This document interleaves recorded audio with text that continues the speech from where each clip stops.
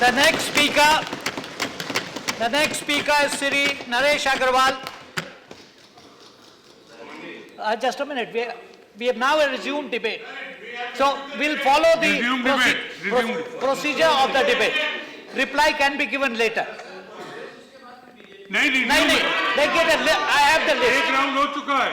I have the list. The next speaker is Shri Naresh Agarwal. Please go ahead. माननीय सभापति जी, खुशी है कि प्रधानमंत्री जी हम लोगों के बीच में आए। ये हटता जो थी कहीं ना कहीं टूटी। और मैं प्रधानमंत्री जी से इतना कहूँगा कि प्रधानमंत्री जी, प्रशंसा हम सबको बहुत अच्छी लगती है। जो भी सत्ता में होता है, जो भी पद पे होता है, प्रशंसा उसको बहुत अच्छी लगती है। मैंने देश में बहुत प्रधानमंत्री देखे, इमरजेंसी लगी थी उस समय भी जितनी रिपोर्ट आई थी, उस समय इंदिरा जी के पास यही रिपोर्ट आई थी कि इमरजेंसी में जनता आपके साथ है और चुनाव कराएंगे तो हम चुनाव जीतेंगे।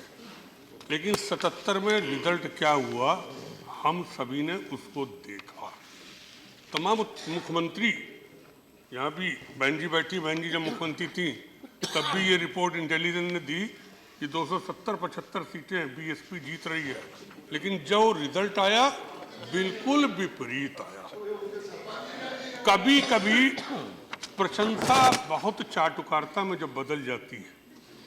और वेंकैया जी उस दिन बोल रहे थे, और वेंकैया जी यहाँ नहीं है, प्लीज एड्रेस द चेयर। मैंने इस हिंदुस्तान में India is Indira, Indira is India का भी नारा लगते देखा। श्रीमान, चाटुकारिता वहां पर से भी मैंने देखी। और प्रशंसा जब चाटुकारिता में बदले तो समझ लो कहीं ना कहीं गड़बड़ है। हम सबको, मैं किसी पे आरोप नहीं लगा रहा हूं, लेकिन हम सबको इस चीजों को सोचना चाहिए।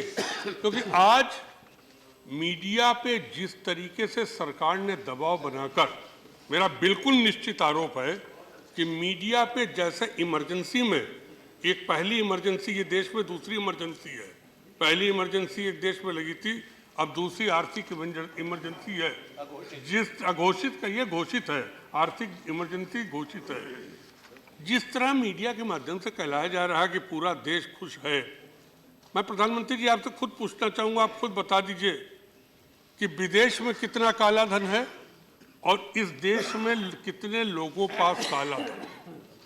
अगर आप 6 या 8% लोगों पास काला धन मानते तो फिर 94% को क्यों लाइन में खड़ा कर दिया गया।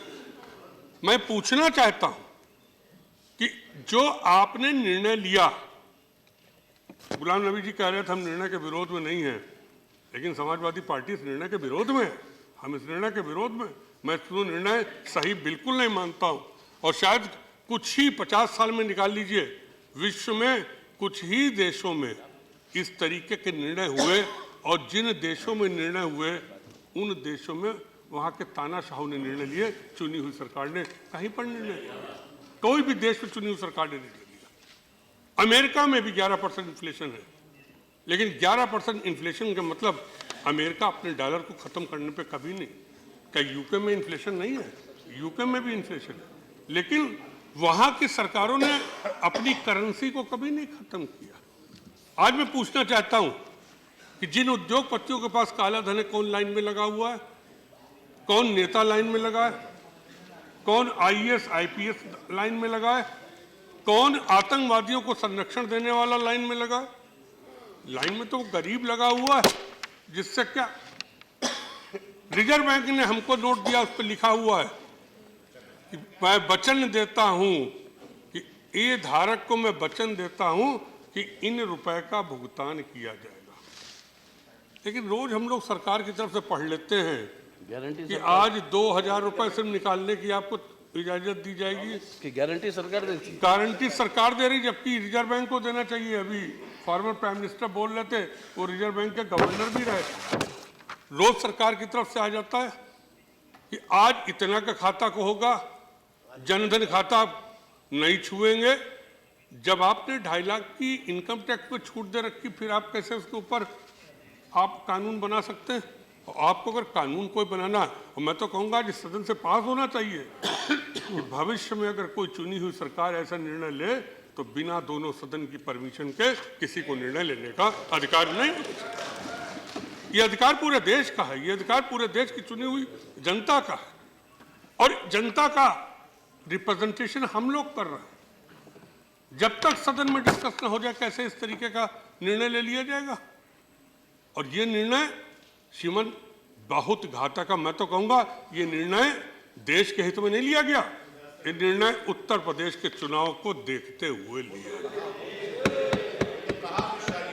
अगर उत्तर प्रदेश का चुनाव इतना इंपॉर्टेंट चुनाव हो जाएगा कि देश की 94% जनता को सड़क पर खड़ा कर दिया जाएगा। आज प्रधानमंत्री जी किसान किस स्थिति में है, आपने कल बयान दे दिया कि हमने कोऑपरेटिव बैंक्स को इतना रुपया दे दिया। वित्त मंत्री जी आप बैठे हुए हैं, एक तो सबसे पहले प्रश्न उठा कि 10 महीने से व्यवस्था चल रही, 2 महीने पहले रिजर्व बैंक के गवर्नर आए, दस्तखत 10 महीने पहले हुए थे कि 2 महीने पहले हुए थे, यही एक सबसे बड़ा प्रश्न उठ रहा है। लेकिन वित्त मंत्री जी आपने कह दिया कि सहकारी बैंकों को हमने इतना रुपया दे दिया, लेकिन क्या उन सहकारी बैंक को आपका कोई डायरेक्शन रिजर्व बैंक का गया है कि सोसाइटी को भी वो पैसा जाएगा, उस पैसे से उस सोसाइटी से किसान उधार या पुराने नोट के माध्यम से खाद और बीज ले पाएगा कि नहीं ले पाएगा? कोई ऐसा डायरेक्शन गया हमें बता दीजिए। आप यहाँ पे आपके एक सचिव दास साहब है, रोज टेलीविजन पे घोषणा कर देते हैं कि आज ये छूट दी। जब बैंक जाओ तो बैंक कहता है मेरे पास तो कोई रिजर्व बैंक का सर्कुलर आया नहीं, ये छूट कहां पर से होगी? आपकी जितनी करेंसी है उसका सिर्फ 10% ही तो आप जनता को दे पाए हैं। और प्रधानमंत्री जी आपने खुद कहा कि 5 लाख करोड़ से ऊपर काला धन, जिसको आप काला धन कह रहे हैं, हम नहीं समझ पाए काला धन कैसे है। अगर आदमी जमा कर रहा है तो उस धन को हिंदुस्तान का धन माना जाना चाहिए। अगर 5 लाख करोड़ रुपया या 6 लाख करोड़ रुपया बैंक में आ गया 8 तारीख के बाद से कम 4 लाख करोड़ रुपया बैंक में ऑलरेडी जमा होगा, तो टोटल करेंसी का अगर 10 लाख करोड़ इन बैंकों में आ गया और आप 16 लाख करोड़ की करेंसी मान के चल रहे हैं, अभी 1 महीना बाकी है, तो कौन सा बड़ा भारी मिल गया। और विदेश में काले धन के लिए हम लोग पास तो व्हाट्सएप पे सूची आती है, वैसे रोज ही नई सूची आती है, उसमें किस किस के नाम आ जाते हैं समझ नहीं आता है। मैं तो कहूँगा आज आप ये भी डिक्लेयर करिए, अगर आपने इस देश में काला धन समाप्त करने का निर्णय लिया तो विदेश से काला धन कब आएगा ये भी हिंदुस्तान के लोगों को पता लग जाए। चुनाव के समय तो यही निर्णय हुआ था, चुनाव के समय तो यही बात करी गई थी। चुनाव के समय यह हुआ था कि विदेश से काला धन लाएंगे, हिंदुस्तान के काले धन की बात नहीं हुई थी। और ये भी कह दिया गया था कि 15 लाख, तभी तो जनधन खाता भी लोगों ने खुलवा दिया। अब जनधन खाते में भी अगर कुछ रुपया 60,000 करोड़ रुपए कितना जमा हो गया, आज मैं अखबारों में पढ़ रहा था, जनधन खातों में जमा हो गया, तो यहाँ से आदेश निकल गया है कि अब जनधन खाते से कोई रुपया निकलेगा नहीं। यानी जिस गरीब को 15 लाख रुपए देने के लिए खाता खुलवाया गया था, बीजेपी के तो लोग ये भी नीचे प्रचार कर रहे हैं कि करीब 5 लाख करोड़ रुपया काला धन बच जाएगा, इतना रुपया छपवाकर सब गरीबों के खाते में जमा कर दिया जाए। नरेश जी, you have consumed your party's time. Time का कोई रिस्ट्रिक्शन नहीं है। इसमें तो रिस्ट्रिक्शन था। क्या हो गया? चेयरमैन साहब उसमें Is there a decision to that effect? Time की कोई लिमिट नहीं।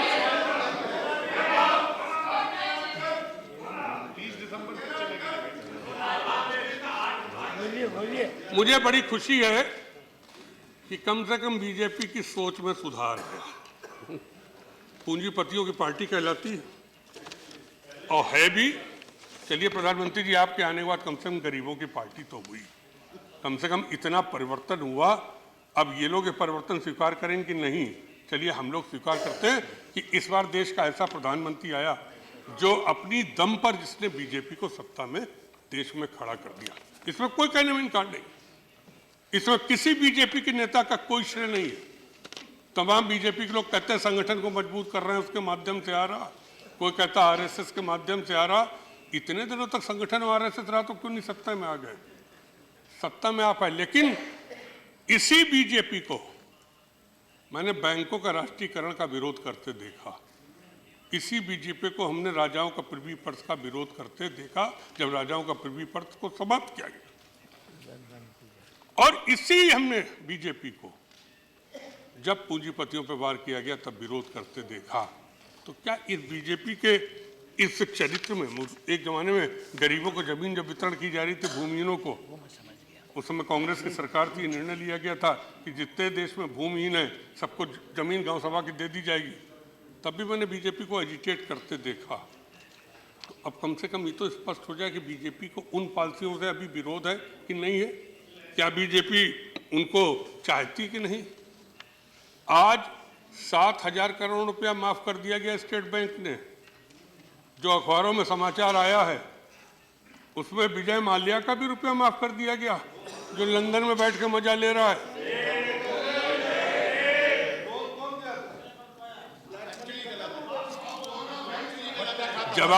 जवाब में प्लीज एड्रेस द चेयर।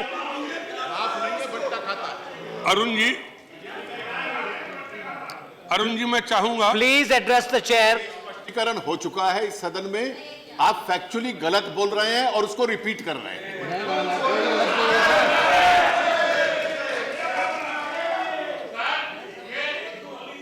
माननीय सभापति जी, पहले ये तय हो जाए गलत शब्द संसदीय है या असंसदीय, क्योंकि मैंने पिछली एक बार गलत बोल दिया था तो उसे खत्म करके असत्य डलवाया गया था मुझसे, पीयूष जी से। मैंने कह दिया था गलत दे रहे हैं आंकड़े, तो उस गलत को असत्य कहना पड़ा था मुझको, खुद ही परिवर्तित करके। तो मुझे ख्याल है, क्योंकि नहीं तो मैं कह दूंगा कि आप गलत झूठ बोला था आपसे, गलत नहीं बोला था, आपने झूठ बोला था। Thank you Naresh ji, please finish. मैं जानना चाहता प्लीज मैं जानना चाहता हूं कि बैंकों पे एनपीए कितना है। इस देश के बैंकों का एनपीए कितना है, विश्व के बैंकों का एनपीए कितना है? 11 लाख करोड़। एक इस पे आप बिल्कुल जनता को स्पष्ट कर दें कि एनपीए आपका कितना है, और जो please don't intervene Naresh ji. 1 minute please, 1 minute. Will you please address the chair and also conclude? I am addressing the chair. Chairman साहब, मैं चाहूंगा कि आप आज ये भी स्पष्ट कर दें कि प्रतिवर्ष आप इन बैंकों को सरकारी खजाने से कितने रुपए की मदद करते हैं बजट से? 20,000 करोड़ रुपए से ऊपर आप प्रतिवर्ष बैंकों को, भारत सरकार का गरीबों का जो पैसा आता है, जो गरीबों का टैक्स के माध्यम से, आप हर साल 20,000 करोड़ रुपए उन बैंकों को दे रहे हैं जो 7,000 करोड़ रुपया उन पूंजीपतियों को माफ कर दे, जो पूंजीपति इस देश को धोखा देकर और आपकी मदद से, आपकी मिली भगत से इस देश को छोड़ के चले गए।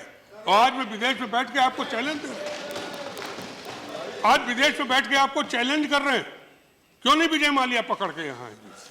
क्यों नहीं वो और पूंजीपति जो यहाँ से भाग गए, जो पैसा लिए हुए हैं?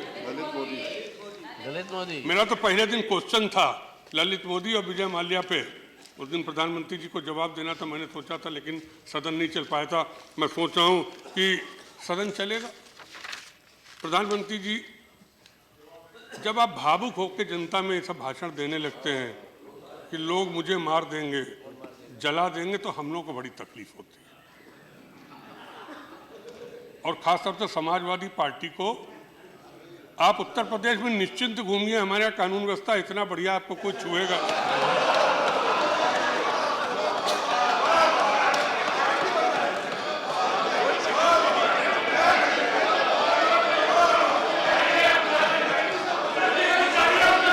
Silence, please. Silence. Naresh ji, you must conclude now. मैं तो Please watch the. Your party time is over.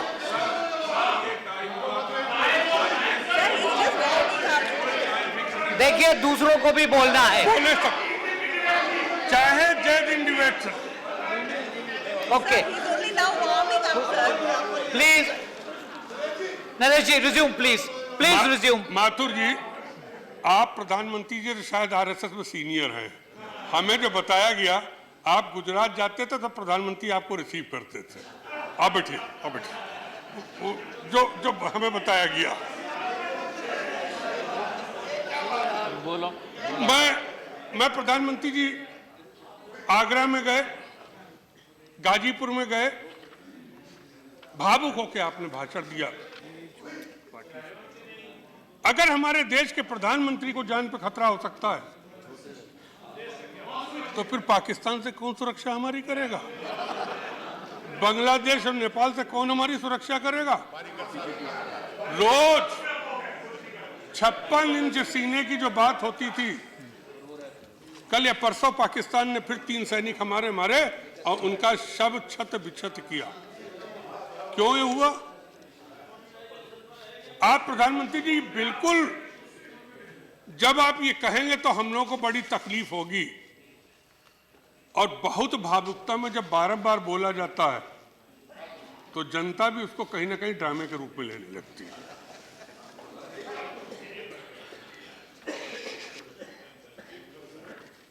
मैं कह देना चाहता हूं, हम कहते हैं कि हमारे देश में आज भी इतने वीर हैं कि हमारे देश के प्रधानमंत्री क्या, हमारे देश के गरीब आदमी को भी कोई छू नहीं सकता। भी हमारे देश में इतने वीर हैं। इस देश का वीरता का इतिहास रहा है, और वीरता के इतिहास में अगर प्रधानमंत्री जी हम खुद ही डरते रहेंगे, अगर कल होके हमने ही कहना शुरू कर दिया, मेरा आपसे अनुरोध है कि अब भावुकता का भाषण छोड़िए, सत्यता के भाषण पे आइए, क्योंकि अहंकार कहीं ना कहीं अंधकार में भी ले जाता है। और मैं विश्वास दिलाता हूं कि ठीक है, उत्तर प्रदेश का चुनाव होने जा रहा है, चुनाव हमारे आपके बीच में होगा। अब चलो हमने कह दिया बहन जी हैं, सभी राजनीतिक दलों के बीच में चुनाव होगा। अब ईश्वर आपकी मदद करे। Naresh ji, please address the chair and conclude. You have shot past your party's time by 8 minutes.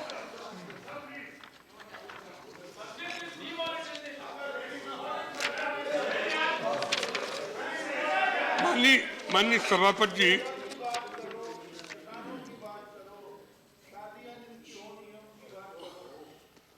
माननीय प्रधानमंत्री जी, माननीय सभापति जी,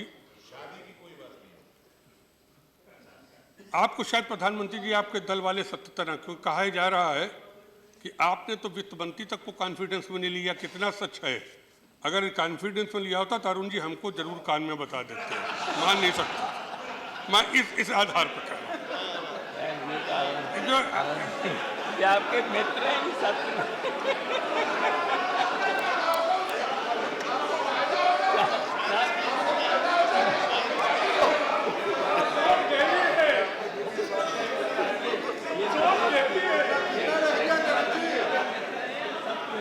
देखिए, you must conclude now. You are taking the time of other speakers. You must conclude now. हम लोगों को बड़ी तकलीफ है, और शायद विपक्ष ने इस मारे मांग करी थी कि प्रधानमंत्री जवाब दें कि वित्त मंत्री तक को नहीं पता लगा कि नोटबंदी का आदेश होने जा रहा है।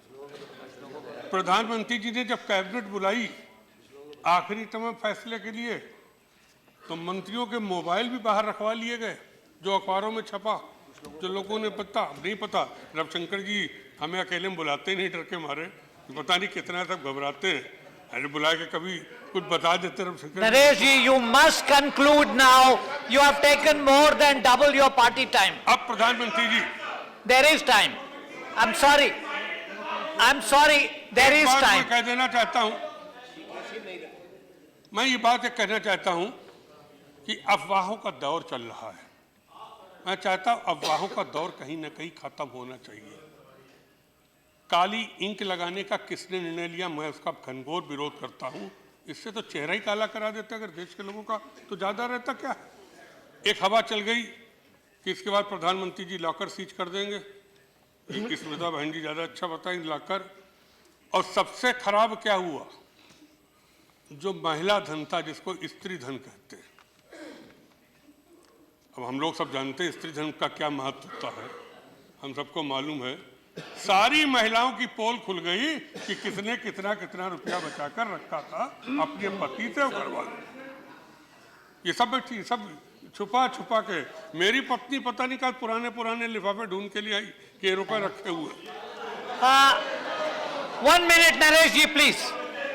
I'm sorry, there are other speakers. You cannot continue indefinitely. Against 8 minutes, you have taken 11 minutes extra. प्रधानमंत्री जी, आपने 2000 का नोट छपवा दिया।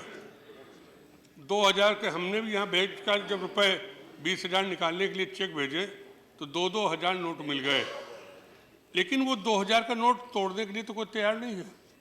शिवन, यहाँ कैंटीन में पहले दिन जो हम लोगों ने चाय पी तो करीब 150 का बिल बेटा 150 था नहीं तो 2000 जमा कराने पड़े हमको कि रख लो, जब बिल पूरा हो जाए तब बता देना। आपने जो 2000 का नोट निकाला है, 500 का नोट मिल नहीं रहा, 100 का नोट अवेलेबल नहीं, 2000 का नोट आदमी कैसे तोड़ाएगा? कम से कम इस पे भी तो जरा स्पष्ट कर दीजिए कि आखिर 2000 का नोट छोटा। आज सारी बैंक बंद है। अगर विपक्ष ने 28 तारीख को आक्रोश दिवस का नारा दिया है तो हमने बंद का नारा इस मारे नहीं दिया कि बंद तो है ही पूरा देश।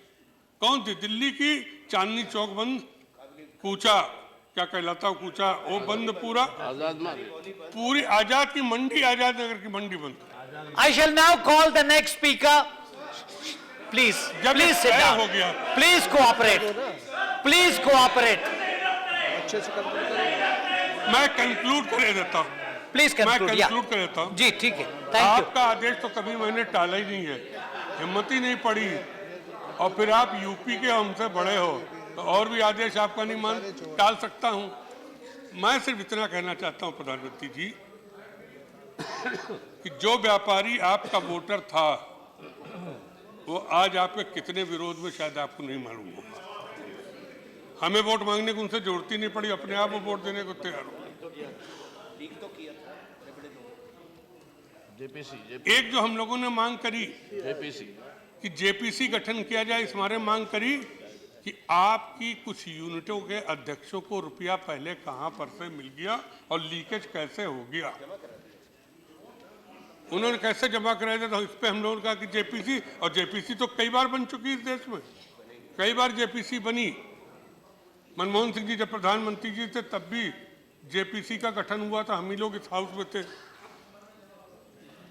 एक ये भी बताइए कि नेपाल की अर्थव्यवस्था हमारे रुपए से चल रही, बांग्लादेश भूटान की अर्थव्यवस्था हमारे नोटों से चल रही, वहां भी जो हमारे देश वाले रह रहे हैं, उत्तर प्रदेश का तो अधिकांश व्यापारी नेपाल में व्यापार कर रहा है, बिहार का भी बहुत ज्यादा है, उनके पास जो इंडियन करेंसी, वो इंडियन करेंसी कैसे बदलेगी, वहां का व्यापार कैसे होगा।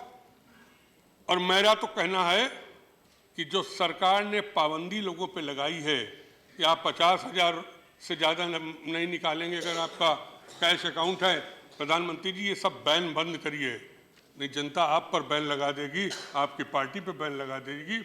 आपको बैन करने का कोई अधिकार नहीं है, ये अधिकार का दुरुपयोग मत करिए। Thank you Naresh ji, thank you very much. देश की जनता को राहत मिस्टर डेरेक ओब्रायन, कम से कम ऐसा न कर दिए कि एक महीने में बेरोजगारों की संख्या इतनी बढ़ जाए कि देश में हाहाकार की स्थिति पैदा हो जाए। इन शब्दों के साथ मैं नोटबंदी का फिर से विरोध करता हूं और प्रधानमंत्री जी आपसे अनुरोध करता हूं इस तुगलकी आदेश को वापस लीजिए। बहुत बहुत धन्यवाद। Thank you.